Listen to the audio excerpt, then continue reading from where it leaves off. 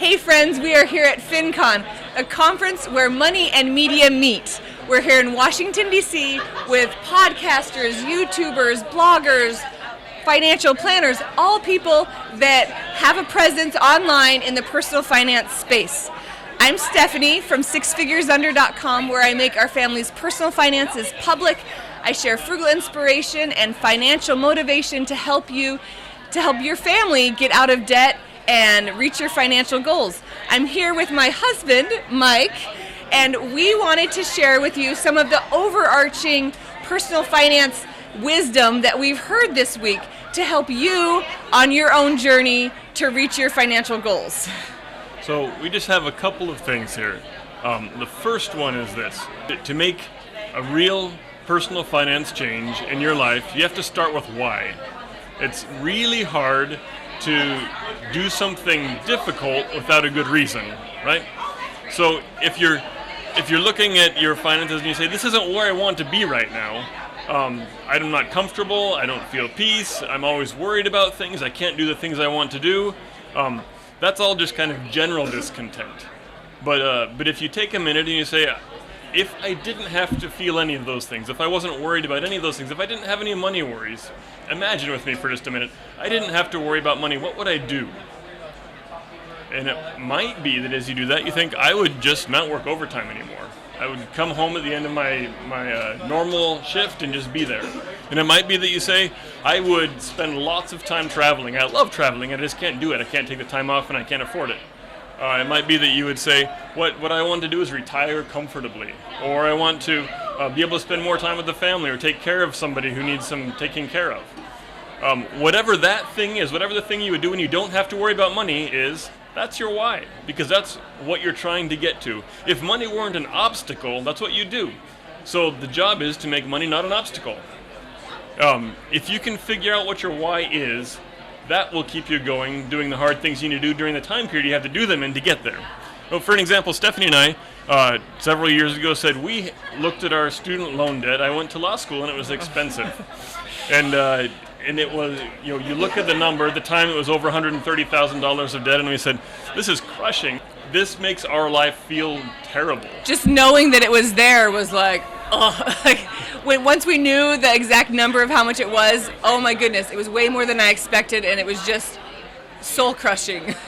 And we didn't want to live like that. We didn't want to live, one, feeling that way. We didn't want to live, two, not being able to do things because we had that huge burden of debt waiting for us. And always weighing on us. And so he said, our why is, we don't want to feel this way, and we want to be able to do different things. We want to be able to buy a house one day. We already had a mortgage's worth of law school debt. We didn't want to have a mortgage worth of a house as well. So we said, before we can do that, we have to get rid of the law school debt. And before we can feel, normal and peaceful again, we have to get rid of that. This is something that's really crushing us. And so our why was, when we don't have to worry about money anymore, we'll go buy a house. And when we don't have to worry about money anymore, we'll feel differently, we'll feel better. That was our why. Your why may be different. We already talked about some of those whys. It may be that you want to retire, or that you want to spend time with family, or that you want to not have to work overtime. But if you have a why, you'll be able to get to the place you want to go. It'll get you there. Not having a why, you'll just be doing hard things for no reason. And it's hard to do hard things without a really good reason. Okay, so the second big overarching tip that we have for you is to do something different. You might not realize it, but you're already on a path. You're already on a trajectory, even if you're not doing anything with your finances right now. That's probably not going to get you where you want. So if you want something different, you have to do something different. If you want to get somewhere that's drastically different than where you are right now, you're going to have to do things that are drastically different. Now, you could look at your budget and say, I'm going to cut out this, and I'm going to cut out this, and I'm going to work a little bit more. The more effective way to do that is to wipe that budget clean and start from scratch. Start adding things in as they line up with that priority. Look at each expense and line it up with your why. Does this gym membership, does that help me get closer to my goal? Maybe it does. Maybe personal fitness and the mental stability that comes from exercise is part of your goal, and that's fine. You might look at your budget and say, oh, but I need my cell phone. I have to have my cell phone. but it's $80 a month. Do you have to have an $80 a month cell phone, or would a $20 a month cell phone get you towards your goal? Now, these drastic changes don't have to be permanent. They're just temporary that will help you get to your goal. I remember when we were paying off those 6 figures of student loan debt, we lived with our kids in my in-laws' unfinished basement out in the boonies. And it wasn't comfortable.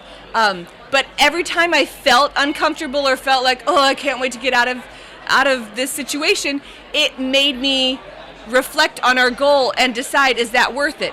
Every time we wanted to go get pizza instead of just eating at home, I thought, will this pizza, small as it is, will this expense of pizza get us toward our goal? Thinking about it in terms of our goal helped us do those hard things and do those things that are different. Look at what you're doing right now and decide to do something different so that you can end up somewhere different. And the bigger difference you make, the sooner you'll get to the place you want to be. Stephanie talked a little bit about expenses. You can do the same thing with income. You can say, right now, I'm making X number of dollars. If I didn't want to worry about money, if I wanted to get to my why, is there something I can do different here? What if instead of just saying I might be able to get a raise, you can say I might be able to get a different job, or I might be able to get another job for a while.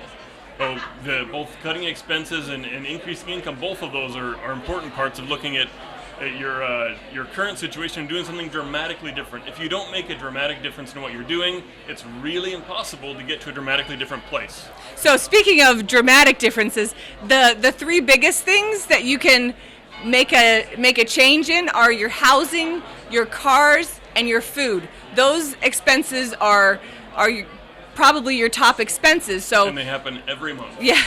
So if you want to make a drastic change, changing those will make the biggest difference overall. Okay. Right.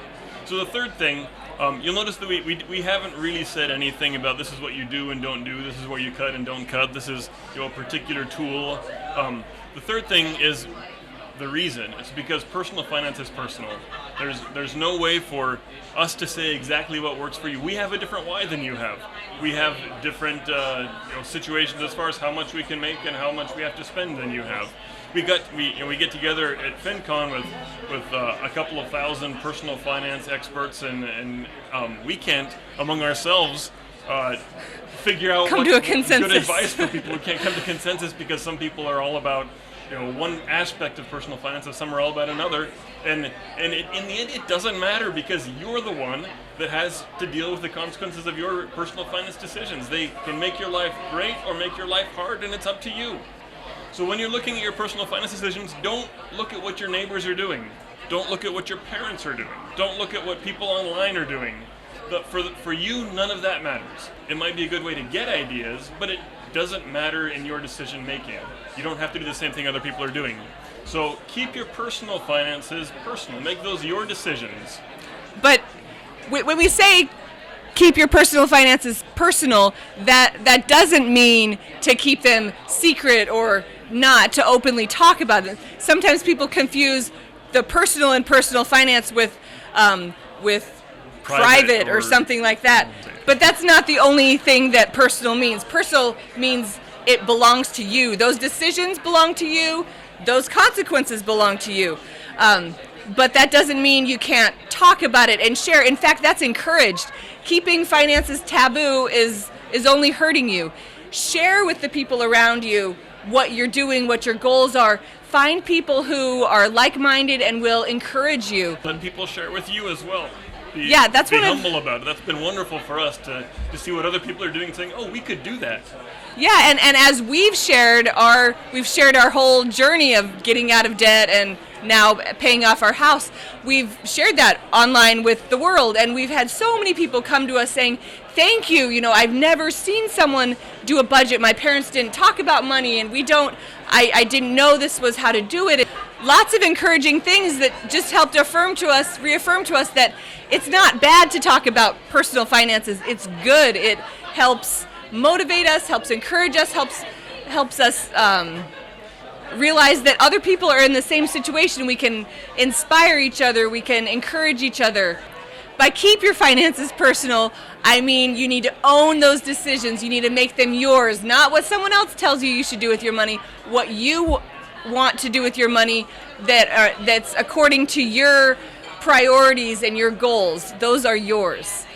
So we have three things then, and these are things that apply to everybody. We have start with why. Find out your why and figure out what it is. Start with why. Find what you want your life to be like and work toward that. And do it by making some big difference. Do something different so you can get somewhere different. And finally, keep your finances personal. Own them. Don't let other people tell you what to do. You have a why, you have your circumstances, and you know how to get there. You can do this. You can do great things. You can change your financial trajectory. If you need more frugal inspiration and financial motivation, subscribe to our channel. This is what we share. This is what we love, and you can do it.